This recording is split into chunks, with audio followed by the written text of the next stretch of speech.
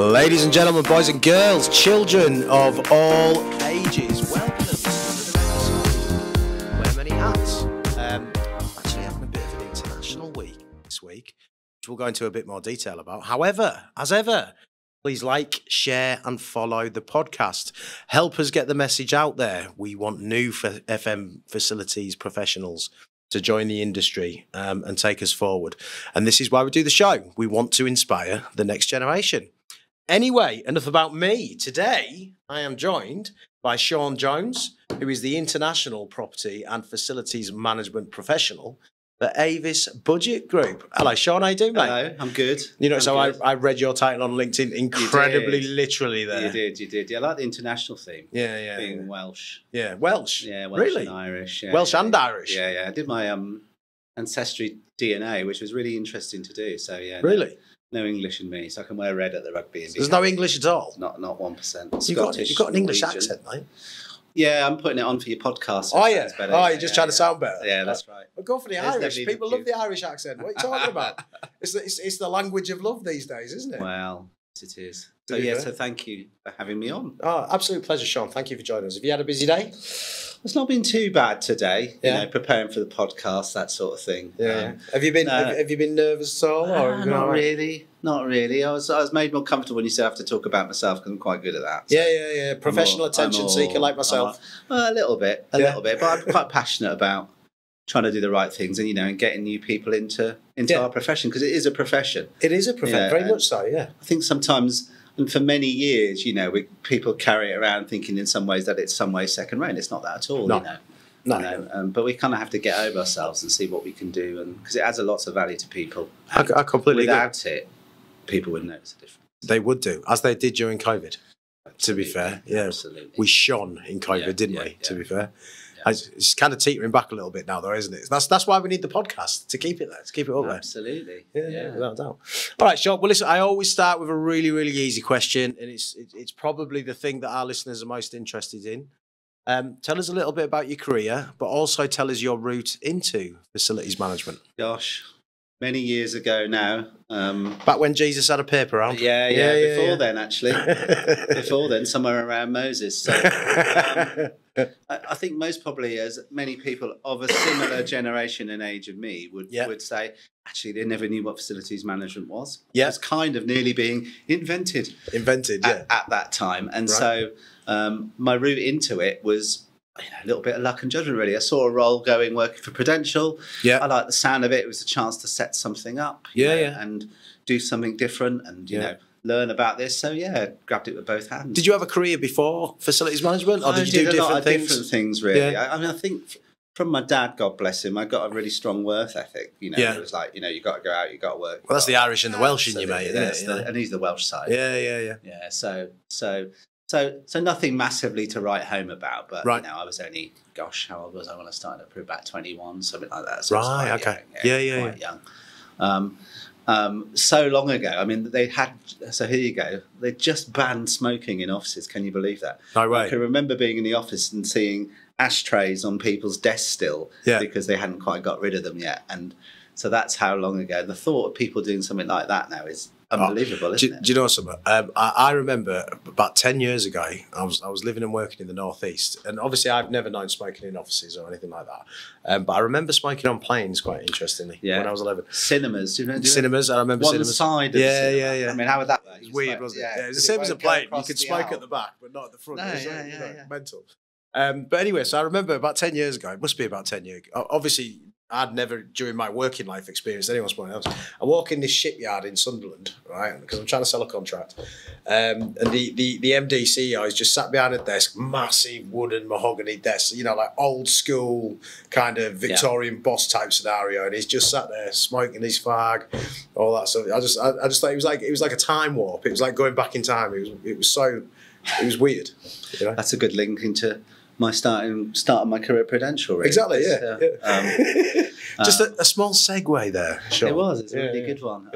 I think it was just before I joined there, but I remember meeting someone on the first day and them telling me about their first day, which was a few years before me, and being told that in the afternoon you have to be quiet because the manager has to sleep in his office. Oh, really? He goes to the pub at lunchtimes and then sleeps in the afternoon, so we have to be extra quiet so we don't wake him up before he goes home.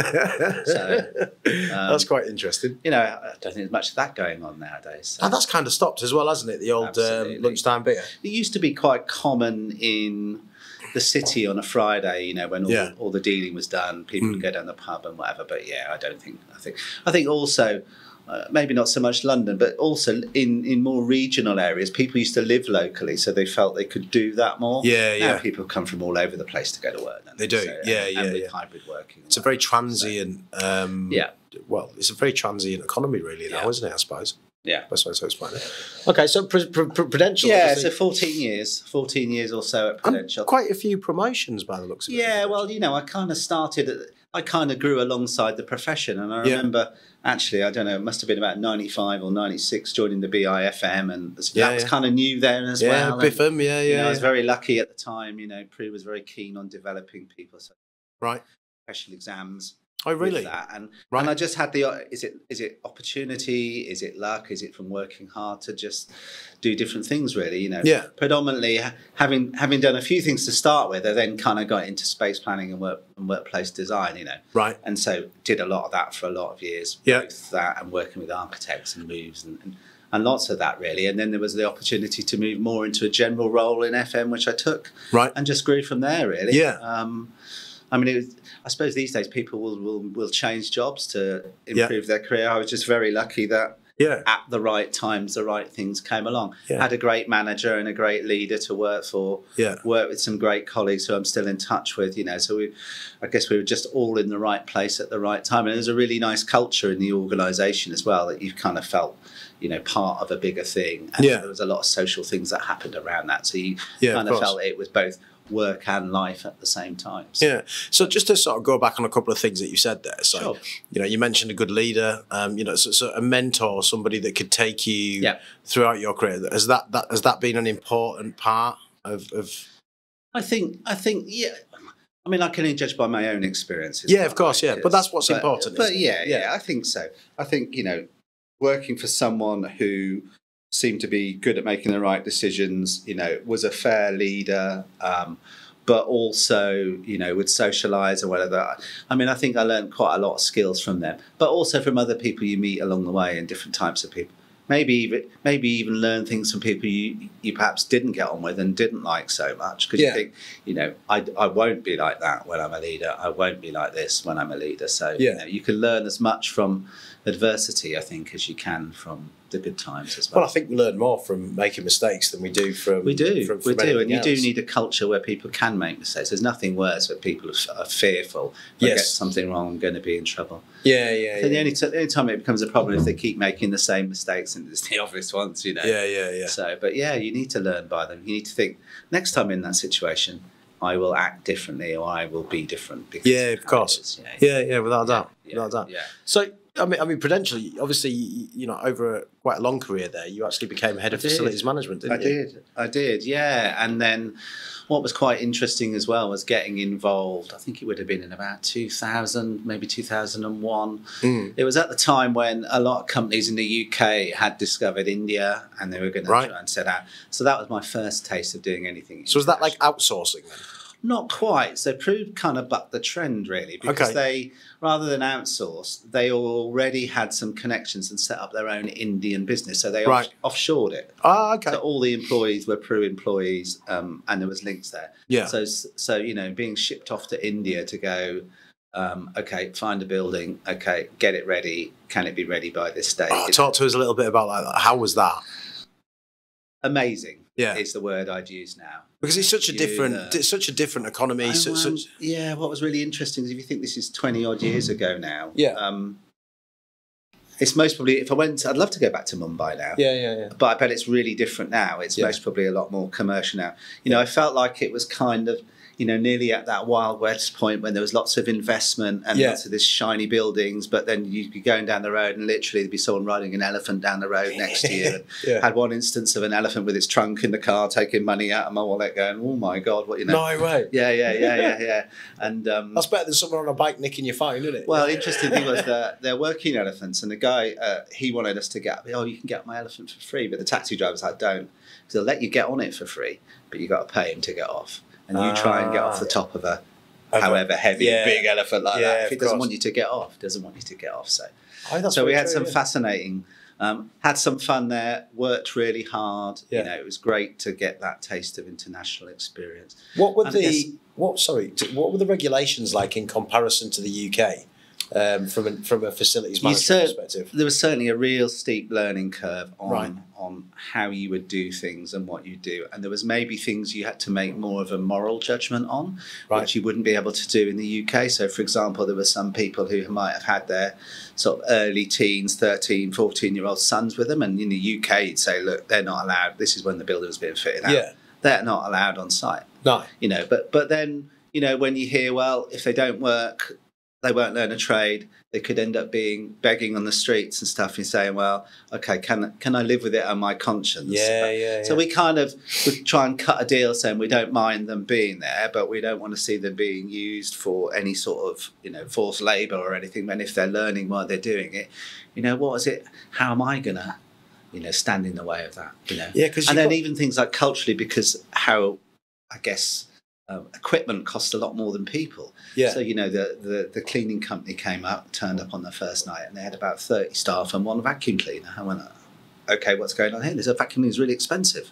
Really? So the supervisor gets to use the vacuum cleaner, and everyone else had beating brushes to beat the carpets ahead of them. No way. And when you got promoted, you got to use the vacuum. It's like, I've got the vacuum cleaner. I've made it. So unlike so again, that's quite the opposite, where we might say, okay, what technologies, because labour's a big cost of what we're going to try and do here. Well, it's the biggest thing, isn't it? Yeah, that's right. So it was the opposite way around. So you were kind of learning with things like that. Right, okay. So in essence, if you think about it, in terms of their economy, in terms of how it was structured, there was maybe 50, 60 years behind where we were. Very much so. Because we were bringing the wood to make the boardroom, not just put it together. Actually make it from scratch in the room, and doors and things. They wouldn't come like we'd have them, They just make the door. And hang it. Did the doors look better than our doors? Well, they looked as good. They looked as good.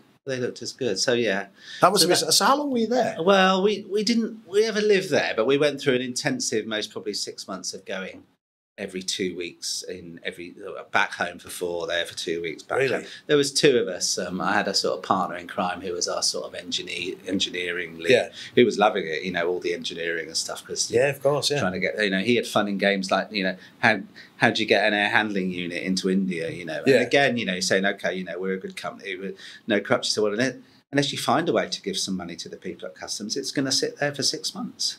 So you have to find a way to find a facilitation payment to be able to get them to do it, because that's just how their economy works. Well, exactly, yeah. Well, I mean, we've all been on holiday somewhere where you've got to... The learning for me is you can't always judge you can't take your values and how you do things and just imprint it on someone else. It isn't going to work. No.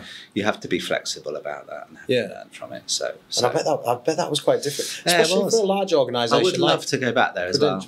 I do remember a friend of mine once saying, once you've been to India once, you'd go back. Whatever.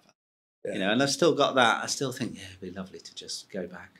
It would all be different. Nothing's the same when you go back, is it? No, of course not. Nothing's the same when you go back. Did you ever Did you ever experience the Festival of Colour or Festival of Light? Well, we had a few different things like that. So, like when the building was open, they have a thing called a puja, which is where they bless the building. Right. And so we had to turn all the fire alarms off and let them light these little smoky things and kind of. Oh, really? And we're saying, everyone's coming in from the company. So me and the other chap I was talking about, Tim, we went out on the Saturday and we thought, okay, we'll get some national dress, not too much, so we feel part of it. So we've rocked up in our sort of Indian pajama suit type thing, and they're all just still dressed as normal, looking at us going, oh, well done, lads. Okay, we've dressed like this now, No, but everyone was so really welcoming. I think they loved the fact that we tried to make the effort. Yeah, of course, yeah. And so that gave me a real taste for, doing doing things more internationally. Yeah. And so it was a few years after that they had the opportunity to work for Rio Tinto, a global mining company, you know. Yeah. And again, that started in their head office. But again, you know, before you know it, I was working on projects out in Australia and Canada. And really? So, yeah. So I spent quite a bit of time back and forth to Australia, which again, very lucky to do that. Yeah. Very lucky to do that. And I've spent a bit of time in Australia myself. Yeah. Lovely country. Absolutely. So Brisbane felt like a second home for a period of time. Yeah. So. Did you go to Port Douglas where you were? No, well, mainly because it was mainly, I mean, again, they had, for example, in Brisbane, I don't know, they had about 10 offices. I mean, they'd kind of grown their administration and support functions in Brisbane, a bit here, a bit there, and they wanted it all in one building. So, you know, there was a lot of work to... Did you ever go out to any of the mining sites? Not there. I did go to a couple in the States. I went to one, the Bingham Copper Mine in Salt Lake City, which is just, you know... They're impressive. They're impressive, aren't they? Oh, you know, this hole's like 4 miles across, and these trucks that get, you know, and there's those big trucks with the massive wheels, and they're like little dinky toys. It looks like a Tonka truck at the bottom, and you know, and they're going, you know, 24/7, 365, just going and going and going. It's crazy. Going. So fascinating. And the temperatures as well, you know, the temperatures. Yeah. Are just insane. Well, we had diamond mines in the north of Canada and the Arctic. And, you know, all sorts of things. But they're a fantastic company to work for. One thing I really loved about them was, because you'll get it, and I'll see it now, you know, a lot of companies that talk about they want to do the right things for health and safety and they want all these accreditation. But actually for them, doing it right was more important than the even though they still had all the accreditations. Yeah. Everything, you know, they really had a great ethos that they want everyone to be able to go to work and come home safely. Yeah, of course. And that's enough. You know? You know, well, it should be, shouldn't it? Yeah, without that. You do that, you know. You know, because the nature of mining, I guess people do get injured, and sadly, people do get killed and things like that. You know? Yeah. So it's one of those. So it's a high risk business, you know. And even though, you know, you could say, oh, environmentally, what they do, you know, the things that they mine, you need. Yeah. The world needs them. You know, these things. So, and I do think that they're controversial statement there, sure. Well, I do think they do a lot of stuff in terms of, you know, ESG and trying to put these, you know, they recognise they have an impact on the environment, but they really do care about trying to minimise that and do as much as they can. So they're quite, I think they're leaders. Some of those big trucks, they're talking about having battery ones now and EV ones. And would that work though, given the loads that they're pulling? I don't know. You know, you get people involved. Maybe they use hydrogen. I don't know. Well, hydrogen. It's a lot of years since I've been there, so it's moved on. But I was always impressed that they really did care about their safety. Yeah. You know, and not just say it, but really everything mattered, you know. Yeah. So were you travelling internationally quite a bit? I did quite a bit. Did quite a bit with them. You know, I never actually lived anywhere else, but I did quite a bit with them in the 7 years I was there. I mean, predominantly originally I started off working in their HQ in London. Yeah. What's your favourite country that you visited? For work, I think it's hard to go further than Australia really, because you know, I think the people are nice. India was great as well. It's like England, but with hot weather. I can't. Yeah, Wales or Ireland, maybe, not England. But what's wrong with England? Britain. Have you been to Yorkshire? Have you been to Yorkshire? I have. Come on, God's own country. As a Leeds United supporter, then... it's all right. Yeah, I do. I love it. I love all the country, really. Yeah, exactly. There isn't anywhere where I don't think I liked. So you know, I've worked in different places. Such interesting exposure, though, to different ways of working. Yeah, and I think big learning from that is about actually, you know, you have to try and learn and understand and appreciate how people work. And sometimes there's subtle differences, you know, sometimes it's big differences, but sometimes it's subtle differences. Yeah, of course. Yeah. So how you go about being successful and doing a good job will vary slightly. So I work with a real international team now, you know, and I have sort of, I think they're monthly calls with so we, you know, on the call there's me, there's George, who's actually Scottish but he looks after the UK. There's a guy in Italy, one in France, one in Spain. So it's all done in English, but I recognise that they all speak English, but it's not their first language. So of course. So you have to take that into account. I will talk more like this, more slowly. So that, because there's nothing worse than someone talking like this and doing really you know. Glazed faces looking at you and just going, So again, I try and make adjustments because you know it's a benefit to me that we're doing the meeting in English. Yeah. because we're not doing it in Italian or Spanish or French or anything like that. So I think it's important for me to be able to, and I think I can listen better than that. You know, they will say things, and I'll get that it won't be exactly right, but I'll get the gist of what they're saying, so I can follow. So rather than correct them, I go, yeah, gotcha. Of course, I know what you're talking about. So what do you think would be the biggest change in the industry in the time that you've operated in it, Sean? Automation, I think, has been big. You know, when I started, you know, literally people would kind of ring a help desk and people were writing down jobs on pieces of paper and people collecting them. You know, the good old days. Well, I can remember, and this is very much, I'm not quite that old, but when I first joined Prudential, we had one PC in the corner and you had to book time to use it. And I think now, what did we do with our time? How do we, you know, how do we do things? Just things used to happen more slowly, really. So I think a lot more things are automated. So I think that's a difference. And I think facilities management's really grown as well, and it's many different things. I think it may be a while back lost a bit of identity. Am I one thing or am I another? And I guess for me, it's essentially about people, really. You know, yes, the building is the piece that you're looking after or the piece that you're involved with, but you're creating great places to work, whatever that might be. So whether that's could be a service facility where you've got people doing maintenance on things right through to an office. It's not just about offices. So, you know, it's about making sure you can get that right for the people. So it's very much a people, and sounds a bit of a cliche, but for me, it's very much about people. Yeah.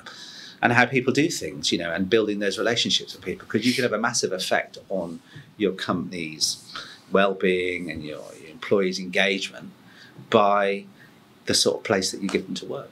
Yeah, it's very true. So ESG.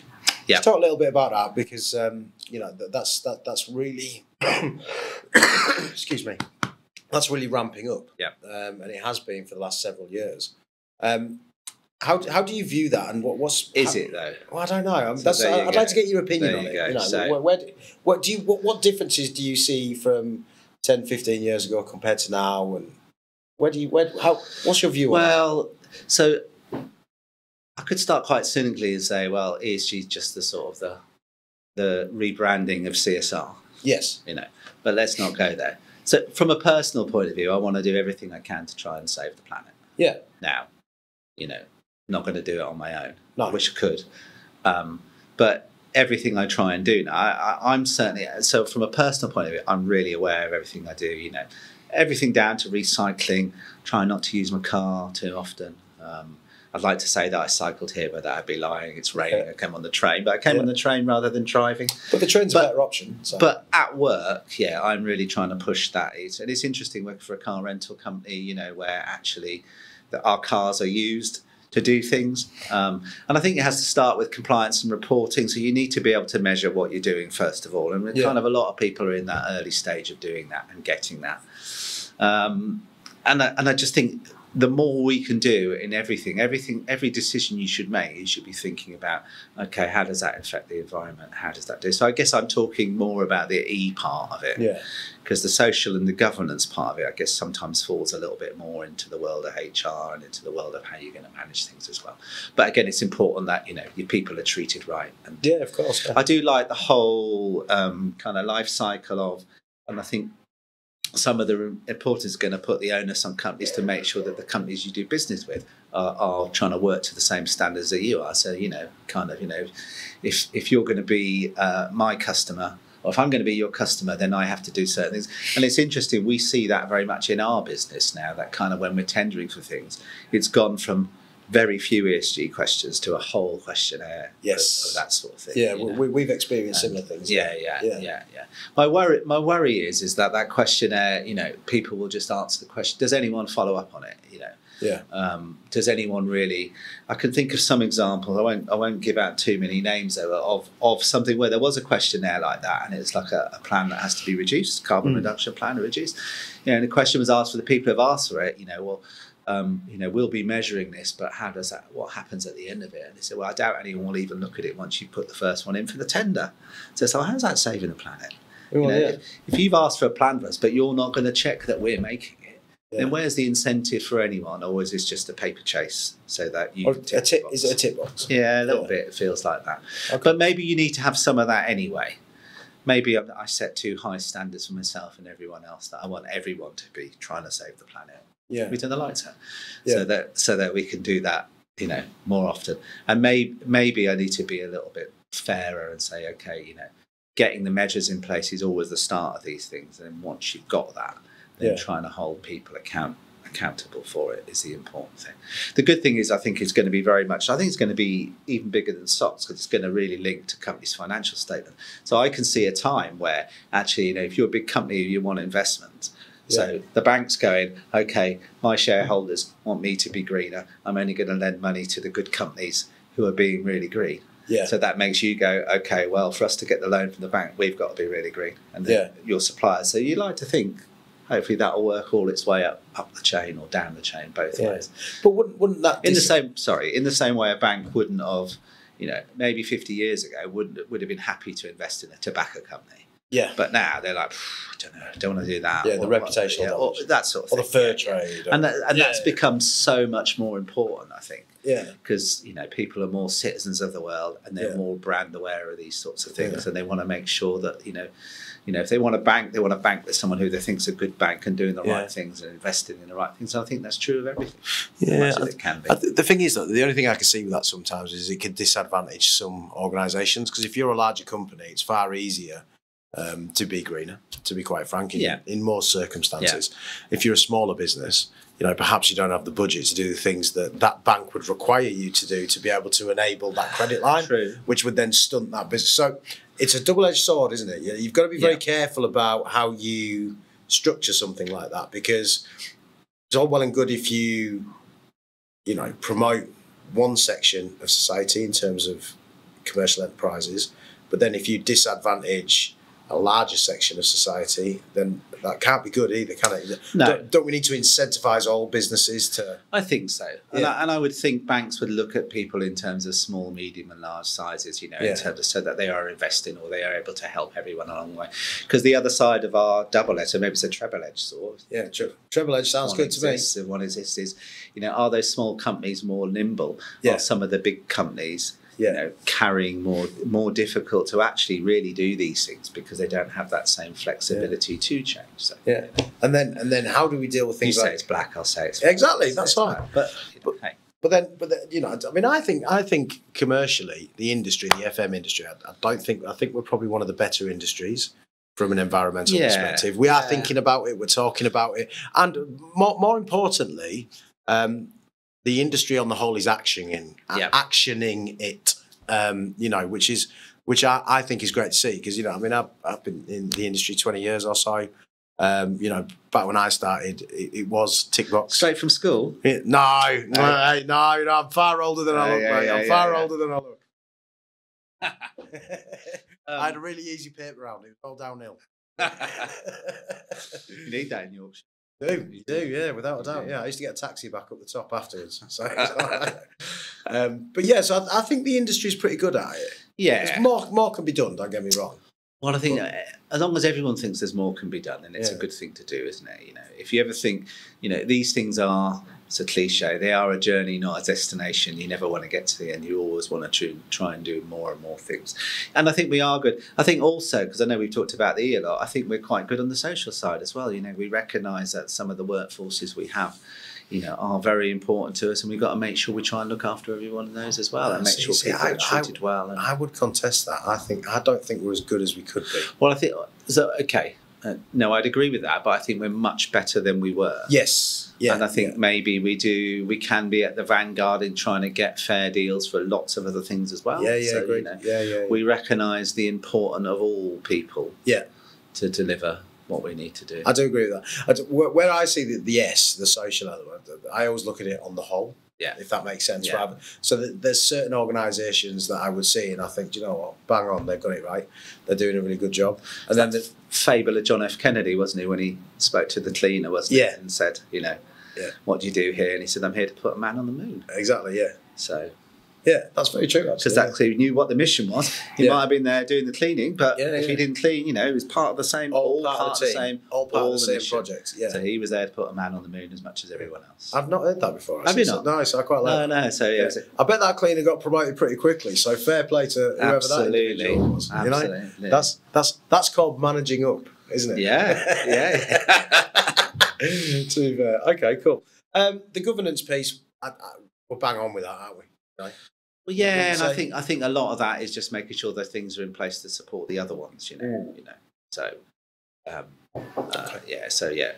So I think there's more we can do. Yeah. I'm a real advocate for trying to be the best we can. Yeah. Look for ways to, people will still use resources. They have to as part of their business, but you need to find your way to minimise that and do it the best way you can. So, like car rental, for example, any car washes we put in now, we're aiming for 80% recycling of water. So we're using a lot less water when we do that. Yeah, we look at things where you can try and, clean cars without having to use water and things like that. Yeah. And so it should be easy in England. Just stick them outside. There are products and particularly in autumn. Well, a lot of it's around how dirty is it, and actually there are products you'll know from your brand. There's products you can use that can get clean enough that you can put them back out to rent without having to give them a full. So you don't have to wash every car. In the past, every car got washed every time, and you just use tons of water and tons of environment. A lot of it's education, isn't it? So it's just about having a broad understanding of how what you do will impact. The wider environment, the wider... And you nearly have to look at it as all the way down the chain from, because you might not be impacting it now, but, where did it come from? I remember hearing something about some people, they were asking some people in the street about, I think it was Valentine's, and they were asking some people in the street, if you were bought some flowers, and you had a choice of these flowers were either going to come from Amsterdam or from Kenya, from an environmental place, where would you buy them from? Of course, most people are thinking, well, Amsterdam's closer. I'm going to go for Amsterdam. But under Amsterdam, they're grown under lights. Kenya, they're grown in the sun. So even though they're coming further distance, the ones which are more environmental. So that's about making sure people are educated enough to know, just because that's closer, that doesn't mean it's better, What's the whole kind of carbon footprint of these things to understand? We're getting into avocado territory here, aren't we? We are. There's a whole thing about avocados, isn't there? Yeah. No, you have to educate me on that. I'll do that on where they come from. Yeah, it's about where they come from, the CO2 associated with producing them, shipping them, and things like that. Jeremy Clarkson talks about it a lot. I mean, I think that's the thing in FM and where that links into catering. Well, food waste and how you can do that. And, it's really important that, it's great that you see all these TV cooking programs now and they're using every part of an animal or trying to make sure they use food waste and whatever. And I think generally we're all a lot more aware. Nobody likes to, so not only because of the cost involved, but nobody likes to throw anything out of their fridge. You kind of say, well, actually, how best could I use that? Can I turn it into something? Can I use it for something? We all want to be more friendly about things like that. And I think that'll come with things like you're seeing it more with clothing and things like that, second-hand clothes stores and things like that, Don't know what that does for the manufacturing of clothing. I don't know, but there's a big. Can they take it back and can they reuse the materials? I don't know. I mean, there's lots of things in the news about the clothing trade in terms of not just equipment and products that they utilise, but also the way that they're made and how. Do you know what I mean? So that's a very, very complex issue that probably neither of us are qualified to talk about. Don't want to go down that road. Don't want to go down that road. Let's talk a bit about technology. Obviously, you mentioned automation earlier as one of the the key changes that you've seen throughout your career. We're at the next level of that now in terms of AI, the Internet of Things, and so on and so forth. How do you view that changing? Do you think that we will see the same changes from an AI perspective that we saw 15, 20 years ago in terms of the automation? How do you view it? Internet. It's an interesting one, really. Can I ask AI where it will be in 15 years and see what it tells me? So should I do it for you right now? There's certainly a place for it, and I already use some AI. So I use a bit of Copilot on Microsoft, and I'm not looking for sponsorship for that. Right. And it's great. So where I have well, we've got 1,500 leases in different languages, you know. Yeah. So I can either sit there and try and stick them into Google Translate or anything, or you can drop a whole lease into Copilot and it'll tell you what it is. I think if you need legal advice, you most probably need to have a lawyer who can speak that language, because there could be some idiosyncrasies in there that you miss it. But if you just want an abstract and understand what's in it, fantastic. You know, you can take a whole document and stick it in there and have it kind of abstracted and tell you what the main clauses are in a few seconds. So I am literally typing this in, you know, because I've never thought about dear AI, where will I be in 15 years? In FM. Let's see what it says. That's really interesting. I feel a bit like we're moulding into the Joe Rogan show. We're bringing the computers into it. Could do. Okay, I'm not going to read it all. It's given us a fair bit. So, in 15 years, AI in facilities management could revolutionise the industry in several ways. Here are key areas where AI might be integrated by 2039. 2039, so you'll still be around, I'll still be around, we'll see that. See what it says. So, predictive maintenance and asset management. Yeah, I think that's true. Because anything when you're going to run a lot of data and you need it to churn out some results, you know. It's mostly like years ago when people say, "Oh, calculators are going to ruin people doing maths." No, they don't. It's an assistant to those. Well, it's the same as when my teacher used to say to me, "Mark, you're never going to have a calculator in your pocket all the time." Yeah. And I'm like, I do now. Yeah. I've actually got a computer. Yeah, exactly. Yeah. The second one is smart building management. So, and what it means by that is buildings will become self-regulating environments. That's quite interesting. Less confident on that, because I think you know that requires a lot of investment, and there's a lot of buildings out there. So that's quite interesting. You know, you'd have to see what the benefit of doing that is. That you know if you've got to make millions and millions of investment, and actually it just takes a little bit of cost out, then where's your payback in that? Exactly. So. It also says automation of routine tasks. Now, and this is what it determines to be routine tasks. I would say that it isn't. Cleaning, podcast, security, podcasts, security, monitoring, and inventory management. Yeah, they're very people focused. I mean, there's parts of it I'd see a lot of administration can be automated, you know. So if you've got companies who are sending out invoices, maybe some of that's automated. You could automate that. Yeah. You could automate some of that and the payment of that and whatever. Yeah. There might be some parts of security with CCTV and whatever, so, you know, you might need less. But I think people still like to have a human on the ground to feel comforted that there's someone there who knows something. I don't know how, I mean, you might know more than me. I know in some places in London they've invested in sort of robot cleaning and whatever. But well, I don't know. It's a bit like drone deliveries with Amazon and some of those guys. You know, well, they do that. They do that in Milton Keynes now, don't they? They've got the robots. Did you see that happening everywhere? No, just because of the nature of it. It'll happen in places like America. It can happen because of the way their cities are structured. They've been built as grids. Our cities are different. You know, they're thousands of years old. So, you know, ours were built for horses and carts and things like that. Would you not have to make them so secure? Because temptation of certain humans is say, "Oh, look, great, we'll break into that one. We know there's something of value in there. Therefore, we're gonna." It's different to a big van. Yeah, I mean, I think the same would happen as it does in any industry. So, you know, at the minute, vans get robbed. Yeah. Everything gets stolen. The same thing will happen with drones and things like that. You know, so there's always going to be a criminal element associated with any industry that opens up. Absolutely, yeah. So, you know, I think you've got to take it in. I mean, I won't go through them all, but there's like 10. You know, so AI enhanced workspace management, AI and sustainability. Well, you could have that in terms of workspace management because you know. Robotics. It does depend how many people are going to come into your workplace, you know, without giving us a segment into hybrid working. But actually, you know, if you want to know kind of it depends how much people want to be watched and you know, checked. You know, do we want to be able to take people's blood pressure and heart rate in a room, maybe, so we can see whether they feel happy at work or not, or is that getting a little bit Orwellian and Big Brother? This is the most interesting one. Right, it says here, 8, workforce management and robotics. All right, but listen to what it says about it. In addition to automation, AI could manage human resources more efficiently. From scheduling shifts and breaks to assigning tasks based on worker availability and skill sets. This is where it gets interesting. It will likely work alongside autonomous robots to streamline operations.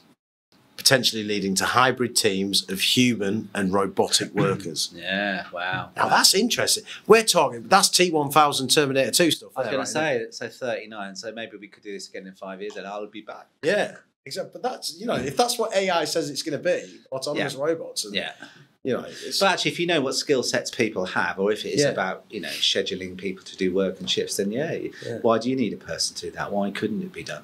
It's a crazy question, isn't it? Yeah, it's a good one to ask it, though, isn't it? Yeah. I mean, how old will I be then? I'll nearly be in my 20s, man. I'll be coming up 60. Wow. I'll be nearly 60. Yeah. Oh, I'm looking forward to that. Will be good. Will be really interesting to see. But that's an interesting with all of these things, isn't it? I bet if you went back 15 years and you're able to say, okay, what are people saying it's going to be like in 15 years? You wonder how close you are actually. I remember getting my first flip phone. Do you remember them? That you could take pictures and that. Yeah. Brilliant. I've never Filofaxes. I remember getting a Filofax once for Christmas. Yeah. Or even see in my industry as well, sort of in the rent-a-car, you know, there's lots of talk about autonomous cars, you know, and maybe before COVID, maybe 5 years ago, dangerous. You know, well, you know, the reason you have a lot of safety on cars is because they're driven by humans who make mistakes. So autonomous cars, in theory, couldn't. So I'm sure there were people who were driving around in carriages and weather who saw the first motor cars and thought, oh, they'll never take off. Why would anyone want? Well, that's exactly what happened. Yeah. Well, did you know that electric vehicles were actually invented over 120 years ago? Something along those lines. But milk floats were electric. Yeah. Big factories. Electric. It was people like Henry Ford and things like that moved it away from electric and wanted to focus on the combustion engine, and the main reason for that was because you could make money off oil. Absolutely. Do you know what I mean? We could have had an electric vehicle, but like with most things, you know, because there's more focus on it and therefore investment into batteries, you know, suddenly exponentially, that technology improves and it gets better and whatever. I still wonder whether anyone's really thought through the life cycle of that and saying, okay, what we can do with all these batteries. Yeah. You know, well, similar with solar panels, you know, we're going to solar panel. It's great that they're getting power from the sun, but what are you going to do with all these solar panels in 50 years now? Well, I saw an interesting article not that long ago, actually. There was a state, I think Arizona or somewhere like that in the US, they had a massive solar panel field and they had a huge storm and with massive golf ball size. Hailstones. Completely smashed this, and it was miles of solar panels, and that land is now can't be used for hundreds and hundreds of years because of all the chemicals and components that have leaked into it. So it's useless. It's gone. You know. So we have to be very careful about what we do. Needed a net, didn't they? Yeah, but a net's not going to stop liquid though, is it? Oh, a net over the top. Yeah, something which would let the light through. Not let the solid stones. Hailstones. We should get you Arizona. I've been in Perth actually in Australia when I was waiting for Rio, and they did have ones. And I do remember seeing some hailstones the size of golf balls. Yeah, like that. Smashing windscreens. Yeah, killers. Yeah. My God. You get one of them on the head, you're gone. Absolutely. All right, Sean, that brings us to the end. Never. That is it. Wow. Yeah. 45 minutes. We got that question too, didn't we? No, we've had a really good chat. It's been a very really enjoyed it. You've had a good time. Absolutely. Thank you so much for having me on your podcast. No problem at all. Well, listen, thank you very much for joining us. Some really interesting subjects there, especially around the AI and what's around with this. Well, we'll be back in 5 years. We will be. Maybe we could bring our robot versions with us. Our autonomous robot alongside us. Yeah. Maybe we'll be half cyber. Yeah, little Sean and little Mark. Yeah. All right. Well, listen, Sean, thank you very much. Thank you so much. Brilliant. All right, guys, that's the end of another show. As ever, you can't be good, be bad. See you later.